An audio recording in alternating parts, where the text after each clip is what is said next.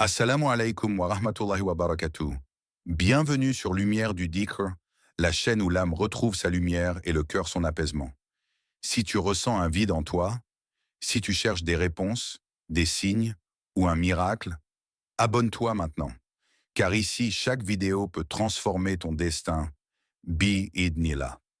Il y avait un homme, seul, pas seul physiquement. Le monde l'entourait encore, les gens passaient, les rues vivaient, mais seul intérieurement. Son âme marchait dans une nuit épaisse. Il avait tout perdu, ou presque. Son commerce s'était effondré. Sa santé, autrefois florissante, s'était effritée comme du sable entre ses doigts. Ses prières lui semblaient sans réponse. Son cœur, devenu sourd. Et surtout, il ne ressentait plus rien. Plus de foi, plus de lien, juste un grand vide. Jusqu'au jour où il entra, sans vraiment savoir pourquoi, dans une vieille mosquée de quartier. Là, un cheikh âgé, au regard limpide, l'accueillit sans poser de questions. Il s'assit, il écouta, il se confia. Et à la fin, le cheikh ne lui donna ni sermon, ni conseil compliqué. Juste une phrase, presque chuchotée. Répète ce dhikr 1000 fois. Et attends. C'était étrange, trop simple, trop court. Mais il n'avait rien d'autre. Alors il essaya. Ce soir-là, assis sur son tapis poussiéreux, il ferma les yeux. Et il dit « Subhanallah wa bihamdi » une fois, puis deux, puis 10, puis 100, puis 1000. Au début, cela ne lui disait rien. C'était des mots récités mécaniquement. Mais à un moment donné, il ne saurait dire quand, quelque chose changea. C'était subtil, presque imperceptible. Comme une lumière douce qui se faufile dans une pièce sombre. Son cœur se remit à battre autrement. Le lendemain matin, une ancienne connaissance l'appela pour lui proposer un petit travail. Le surlendemain, sa douleur au dos, chronique depuis des mois, diminua sans explication. Et puis, petit à petit, une paix étrange envahit sa vie. Pas spectaculaire, pas hollywoodienne, mais profonde, stable, vivante. Le monde autour de lui n'avait pas changé. Mais lui, oui. Le dhikr qu'il avait prononcé 1000 fois n'était pas juste un chapelet de mots. C'était comme si ses paroles avaient frappé à une porte et qu'une réponse silencieuse lui avait été donnée. Le dhikr en question, Subhanallah wa bihamdi, gloire à Allah et louange à lui. Le prophète a dit, quiconque dit Subhanallah wa bihamdi 100 fois par jour, ses péchés seront effacés, même s'ils sont aussi nombreux que l'écume de la mer. Bukhari, Muslim. Et cet homme l'a dit 1000 fois, encore et encore, chaque répétition comme un appel, chaque mot comme une clé invisible. Tu vois? Le monde invisible ne répond pas toujours aux cris. Parfois, il répond aux murmures insistants. Et ce dhikr, ce simple dhikr, peut ouvrir une porte que tu croyais scellée. Subhanallah. Gloire à Allah. C'est bien plus qu'un mot prononcé par la langue. C'est une confession intime. Une déclaration silencieuse du cœur, un cri sacré que l'âme pousse lorsqu'elle reconnaît enfin qu'il n'y a dans l'univers aucune imperfection dans l'œuvre du Créateur. C'est le moment où tu lèves les yeux vers le ciel et que ton cœur s'incline. Car tu sais qu'Allah est parfait, sans erreur, sans fatigue, sans besoin. Wa bihamdi, et par sa louange. C'est une offrande que tu déposes dans l'invisible. C'est la gratitude qui coule naturellement quand ton cœur reconnaît les bienfaits d'Allah, même dans la douleur, même dans l'attente. Car même lorsque tu ne vois rien, tu sais qu'il agit. Ce dhikr, Subhanallah wa bihamdi, c'est la réunion de deux piliers. La reconnaissance de la majesté, la reconnaissance des faveurs. C'est pourquoi il est si puissant. Il purifie et en même temps, il attire la miséricorde. Rappelle-toi ce verset lumineux où Allah dit « Si vous êtes reconnaissant, très certainement j'augmenterai mes bienfaits pour vous. » Sourate Ibrahim 14:7. Ce verset est une promesse. Et Allah ne manque jamais à sa promesse. Chaque fois que tu dis « Subhanallah wa bihamdi », tu es à la fois en train de proclamer sa perfection et de le remercier pour ce qu'il t'a déjà accordé. Et Allah, dans sa générosité, ne laisse jamais un serviteur le louer sans lui répondre. Dis-moi, as-tu déjà observé un cœur blessé Qui, malgré la douleur, continue de dire Alhamdulillah? As-tu déjà vu une personne en manque qui, malgré l'attente, dit encore Subhanallah? Ces personnes sont les plus proches du ciel, car leur dhikr n'est pas juste des mots, c'est une preuve vivante de foi. Et si tu dis ces mots 1000 fois, non pas par habitude, mais avec conscience, tu actives en toi un mécanisme céleste, un lien, une ouverture, une lumière qui descend. Car Allah, le détenteur des trésors des cieux et de la terre, n'est pas limité par ce que tu crois mériter. Il donne selon sa sagesse et sa générosité. Et plus tu le loues, plus tu te rapproches de cette abondance qui ne tarit jamais. Alors pose-toi cette question. Et si les clés que tu cherches depuis si longtemps étaient cachées dans ce dhikr simple mais profond? Et si tu disais Subhanallah wa bihamdi, non pas pour recevoir, mais simplement pour reconnaître qu'il est en lui-même suffisant, digne de gloire et de louange à chaque battement de ton cœur? Pourquoi 1000 fois? Pourquoi pas 10 ou 100? Pourquoi ce chiffre précis revient-il souvent dans les traditions spirituelles? Pourquoi l'islam, cette religion de précision et de sagesse, nous parle-t-elle parfois de 1000 mois, de 1000 ans, de 1000 louanges? Est-ce symbolique? Est-ce réel? Est-ce mystique? Dans le Coran, Allah dit « La nuit du destin est meilleure que 1000 mois ». Sourate Al-Qadr 97, 3. Pourquoi 1000 mois? Pourquoi cette grandeur? Est-ce pour nous indiquer qu'il existe des moments ou des actes dont la valeur dépasse l'entendement humain? Un seul dhikr peut-il vraiment peser autant? Et 1000 dhikrs peuvent-ils ouvrir les 1000 portes de la miséricorde divine? Dans le langage céleste, le chiffre 1000 n'est pas seulement un nombre.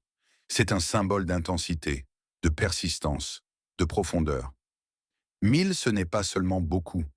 C'est l'ultime preuve d'un cœur qui ne lâche pas, d'une langue qui continue même lorsque l'esprit doute, d'une âme qui insiste, même dans le noir. Car celui qui dit « Subhanallah wa bihamdi » 1000 fois n'est pas seulement en train de réciter, il est en train de tisser un lien invisible entre la terre et le ciel. Mot après mot, perle après perle, un pont se construit. Et tu le sens, n'est-ce pas? Quand tu t'arrêtes à 10, ton cœur reste agité. À 100, il s'apaise, mais à 1000, il entre dans un autre état. Un état que seule la répétition sincère et prolongée permet d'atteindre. Un état où tu n'es plus dans le monde des mots, mais dans le monde du rappel pur, dans le royaume du silence habité. Allah a dit dans un autre verset, « Et un jour auprès de ton Seigneur équivaut à 1000 ans de ce que vous comptez. » Sourate Al-Hajj 22, 47. Encore le chiffre 1000, comme s'il marquait un seuil, un niveau de connexion supérieur. Il ne s'agit pas ici de compter mécaniquement. Il ne s'agit pas d'une performance chiffrée, mais d'un engagement profond de l'âme. Répéter 1000 fois, c'est rester avec Allah, c'est lui dire « Je ne veux pas partir, je suis encore là, je t'appelle, encore, je te loue, encore ». C'est l'amour spirituel dans sa forme la plus simple et la plus pure, car celui qui aime vraiment, répète, celui qui espère vraiment, insiste. Et toi? Combien de fois ton cœur a-t-il appelé Allah avec persistance, sans distraction, sans précipitation? Combien de fois es-tu allé jusqu'à 1000 avec sincérité? Non pas pour compter, mais pour t'oublier, pour ne faire plus qu'un avec le nom, la louange, la lumière. Peut-être que c'est là, dans cette fréquence oubliée, que résident les miracles que tu attends depuis si longtemps. Elle s'appelait Amira, une sœur comme tant d'autres, vivant en banlieue parisienne, mère de 2 enfants, épouse aimante, engagée dans sa communauté. La vie suivait son cours, jusqu'à ce jour fatidique où le médecin abaissa les yeux, longuement, avant de prononcer le mot que personne ne veut entendre, cancer, phase avancée, peu de chances de rémission. Les traitements avaient échoué, les options s'amenuisaient. Amira se retrouva face à une épreuve qu'aucune force humaine ne pouvait alléger, mais dans son cœur, une lueur ne s'éteignait pas, un rappel, une sensation. Quelque chose lui disait « Reviens à ton Seigneur et il s'occupera de toi ». Une nuit, après une séance douloureuse, elle prit son tapis de prière et dans la solitude de sa chambre, baignée par une lumière faible, elle ferma les yeux et commença Subhanallah wa bihamdi. Subhanallah wa bihamdi. Subhanallah wa bihamdi. Un millier de fois. Avec sa voix cassée, son souffle court. Chaque mot sortait avec effort. Chaque louange, une larme. Chaque glorification, une prière silencieuse. Ya Rab, si tu veux, je sais que tu peux. Elle ne lui demandait plus la guérison. Elle le louait simplement. Elle le reconnaissait dans sa majesté, dans sa sagesse, même dans l'épreuve. Et elle répéta cela chaque nuit. 7 nuits, 7000 fois. Le 8e jour, son rendez-vous à l'hôpital arriva. Elle s'y rendit, calme, paisible, détachée. Les machines, les examens, les prises de sang. Les infirmiers étaient silencieux, les médecins perplexes. Puis un homme entra dans la pièce. Son oncologue. Il tenait un dossier dans la main, les yeux écarquillés. Il posa le dossier, se rassit lentement et dit « Madame, nous n'avons aucune explication. Les tumeurs ont disparu. Il n'y a plus rien. C'est comme si elles n'avaient jamais été là. » Silence. Pas de cris, pas de gestes exagérés. Celui que les saints prononçaient dans le silence profond des nuits, lorsque tout le monde dormait, sauf eux.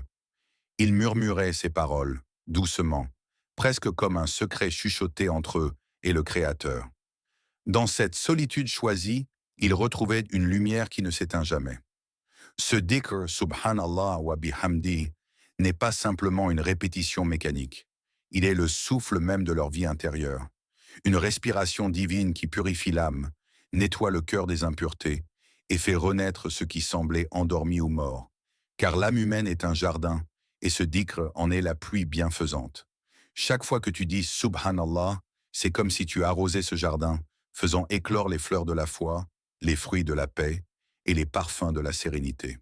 Allah, dans sa sagesse infinie, nous enseigne et invoque ton Seigneur en toi-même, en toute humilité. Sourate Al-A'raf 7.205. Cette invitation est une clé. Le rappel n'a pas besoin d'être bruyant ou ostentatoire. Il peut être un secret entre toi et ton Seigneur, une conversation douce et intime, un souffle d'amour dans la solitude. Les âmes éveillées ne cherchent plus les signes spectaculaires. Elles n'attendent pas que le ciel s'ouvre en grand. Elles voient le miracle dans le moindre battement de leur cœur, dans la douceur retrouvée de leur regard, dans la patience qui s'installe lentement. Elles disent « Subhanallah » non pour réclamer, mais pour être, pour exister en présence d'Allah, dans une humilité qui illumine tout. Et toi, es-tu prêt à rejoindre ce cercle des cœurs éveillés, à faire du dhikr non pas une simple habitude, mais une vie, à découvrir que le miracle ne vient pas toujours en éclats, mais souvent dans ce murmure paisible qui habite l'âme?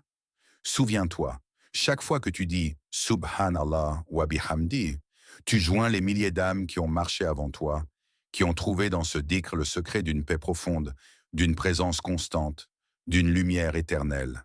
Ferme les yeux maintenant. Laisse le monde extérieur s'effacer doucement. Respire lentement, profondément, comme si chaque souffle te ramenait plus près de ton essence, de ce lien sacré que tu as avec Allah. Dans ce silence intérieur commence « Subhanallahi wa bihamdi ». Dis-le lentement, avec toute la conscience que tu peux rassembler. Ressens le poids de ces mots sur ta langue, mais aussi la légèreté qu'ils apportent à ton cœur. Dis-le encore, et encore. Laisse ta langue tourner ce trésor divin, 1000 fois ce soir. Imagine maintenant. Chaque répétition est une lettre écrite dans le livre de ta vie, une clé qui ouvre une porte cachée, une lumière qui dissipe l'obscurité. Imagine ton dhikr, porté par des milliers d'anges, volant vers le trône d'Allah, leurs ailes battant comme un hymne silencieux. Imagine Allah te regardant, entendant la sincérité de ton appel, souriant à la persistance de ton cœur, répondant avec une miséricorde infinie. Allah dit dans le Coran, « Et quand mes serviteurs t'interrogent sur moi, alors je suis proche. Je réponds à l'appel de celui qui me prie quand il me prie. » Sourate Al-Baqarah 286. Ce soir, tu n'es pas seul. Ton dhikr traverse les cieux, il touche l'invisible, il réécrit ton destin avec la permission d'Allah. Alors commence. Ne laisse pas ce moment s'échapper, car ce n'est pas une simple récitation, c'est un engagement, un rendez-vous avec le divin, une transformation silencieuse qui s'opère à l'intérieur de toi. Et surtout, n'arrête plus jamais. Parce que dans la constance réside la force, dans la répétition sincère réside la lumière. Et dans ce dhikr réside la promesse d'un cœur apaisé, d'une âme éveillée, d'une vie illuminée par la présence d'Allah. Dis-le ce soir, 1000 fois. Et chaque fois que tu le fais, souviens-toi que tu avances vers la paix, vers la lumière, vers ton véritable destin. Qu'Allah vous bénisse, vous guide et accepte votre dhikr sincère. Assalamu alaikum wa rahmatullahi wa barakatuh.